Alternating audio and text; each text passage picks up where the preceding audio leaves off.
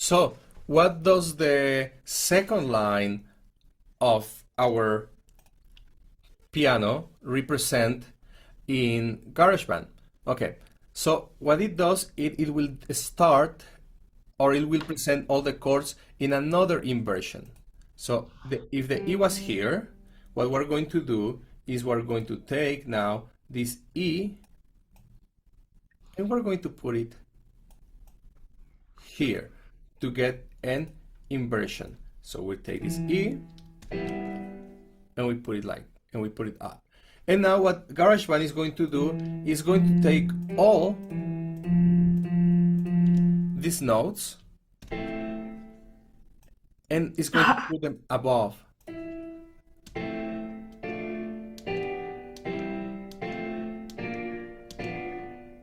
Okay, that would be what the second line of our chords is doing.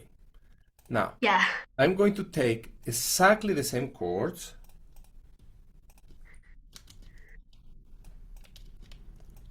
and now what GarageBand does, so actually I'm going to take these ones right here.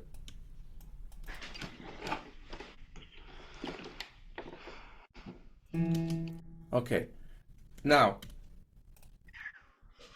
what GarageBand is going to do with the third line is that it's going to take all of these notes and it's going to take them up. Yeah.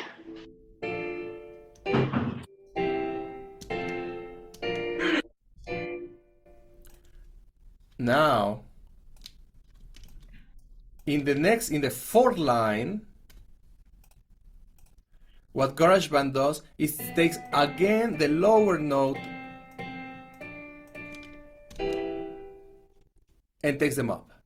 So what we get in the fourth line is the chords in the same position that we started, but instead of doing it in this octave, now it's going to take them an octave higher.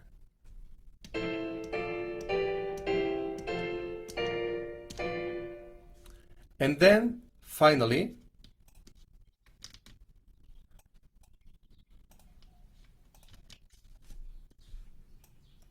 what GarageBand is going to do in the fifth line is this position.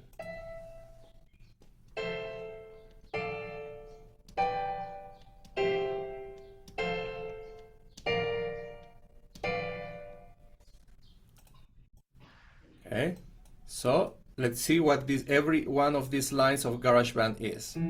First line, second,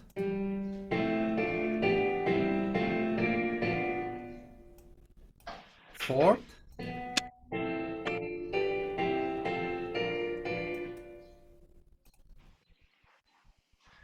sorry, that was third, this is fourth.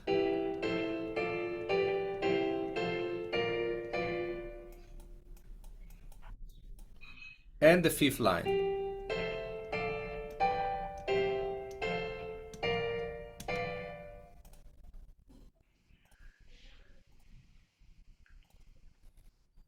So that's what every one or each of these lines represent. The first, the second, the third, the fourth, and the fifth. Okay, so that's what you would be playing.